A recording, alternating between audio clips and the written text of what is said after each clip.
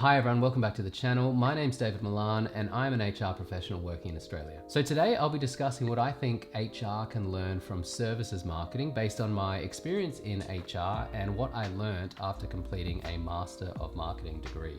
So after I completed my undergraduate degree in HR, I felt like I wanted to study something different. HR is sometimes criticized for not having a business focus, and so I thought I would study something completely different to HR. I'd always been interested in advertising and marketing, so I enrolled in a Master of Marketing degree through Monash University. Whilst I was working full-time, I studied part-time, and the degree was entirely online, and it was a really great experience.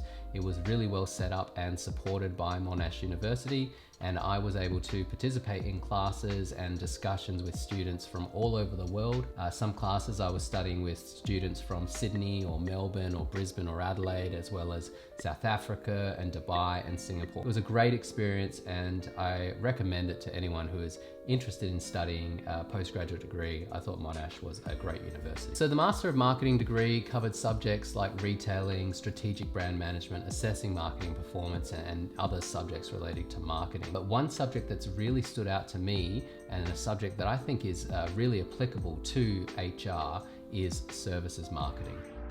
So I wanted to talk about marketing services and provide a bit of an overview of the differences between marketing a service versus marketing a product. I've always used a pretty simple way to remember it. A service is something that you can buy or own, but you can't hold it in your hand.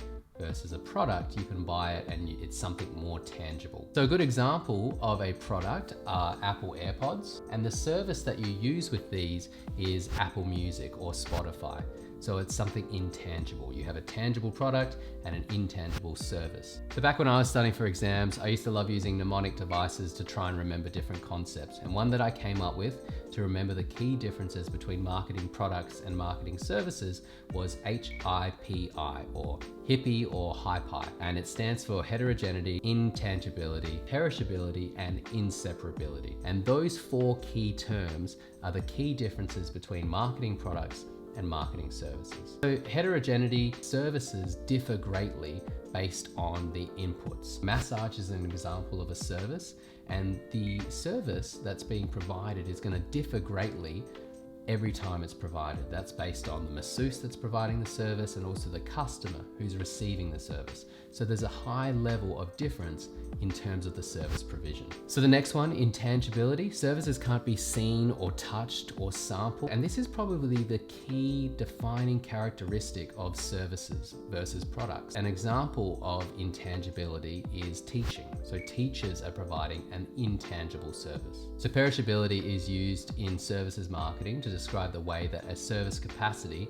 cannot be stored for future sale. So once the service is rendered, it cannot occur again. So for example, an airline can only sell seats on an airplane prior to its departure. The service is only available for a finite time period. Inseparability, the service provision and the service consumption have to occur at the same time. So for example, going to a barber and getting a haircut, it has to be consumed by the customer at the same time that the service is being provided. So HR and many other corporate functions, so finance, IT, logistics, are all essentially service providers who are providing a service to fellow employees, so internal client. And I think it's important as you are providing a service and working with your colleagues to think about service quality. So during the services marketing subject, I had to do an assignment on service quality, and service quality basically looks at what a customer perceives service quality to be versus what an employee perceives their service provision to be. So it looks at the difference between the two. And so for my assignment, I chose to do an audit on service quality that was being provided by a car park provider. So that involved conducting 15 to 20 interviews with the employees who worked for the car park facility, understanding what they thought they were providing in terms of service quality, and then conducting interviews with customers who used that facility and surveys and understanding what the differences were and where there could be improvements. So looking at the service quality that was being promised by the company and what was being received by the customers. So I based a lot of my assignment and the audit on an article called A Framework for Conducting a Services Marketing Audit, which is by Conant, Berry and Parasureman. I'll include a link in the description to the paper. It's really easy to read, has a lot of good information in there about services marketing and how to conduct a services marketing audit. So the key points for service quality essentially boil down to 5 key categories: responsiveness, assurance, tangibles, empathy, and reliability. And there's a few key questions under each which you can use to conduct an audit on service quality, or use to ask yourself to understand whether you're providing a high quality service to your customers. So the first one is responsiveness. How willing are employees to assist their customers? So the next one is assurance. Do customers feel a sense of assurance and confidence that their needs are going to be met? Are employees courteous and knowledgeable when dealing with customers? Tangibles.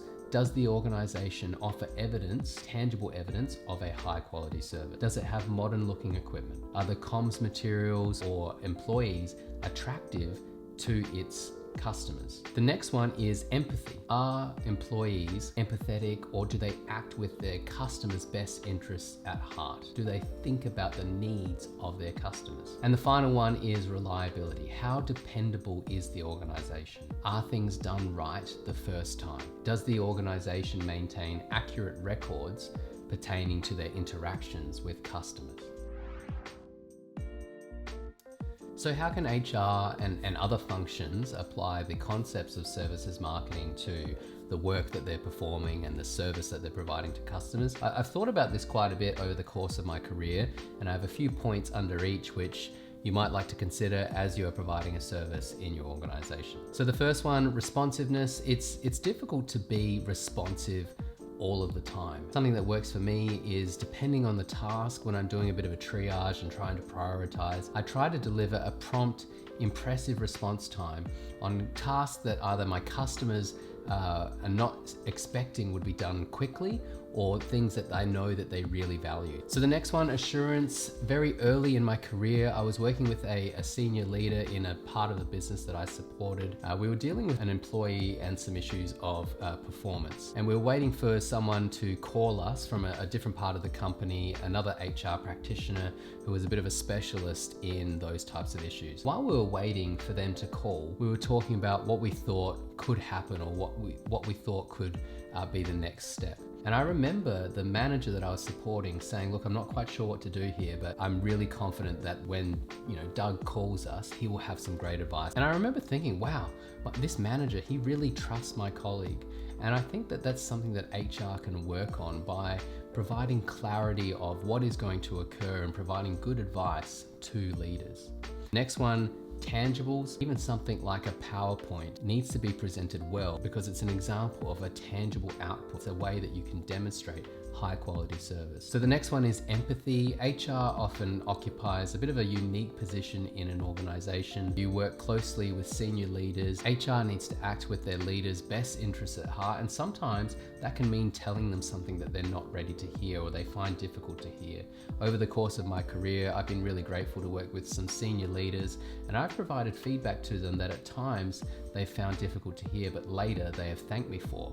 And I think that's a great way for HR to build a relationship and to ensure that they're acting with empathy when providing a service. So the final one is reliability. HR can demonstrate a high level of service quality by performing things right the first time. Every time you make a mistake, putting aside the service recovery paradox, which I won't be dealing with in this video, but putting that aside, each time you make a mistake, it does lower the concept or the perception of the service quality that you're providing. Those are some of the ways that I've found that I've been able to lift the quality of service that I've been providing from an HR perspective, using what I learned from my Master of Marketing study, in particular service quality. I hope that you found that useful. I'd really be interested to hear if you've used similar concepts, or if you have ways that you would apply this in your workplace. Drop me a line in the comments. And if you have any questions, please let me know. Thanks for taking the time to watch, and I'll see you in the next video.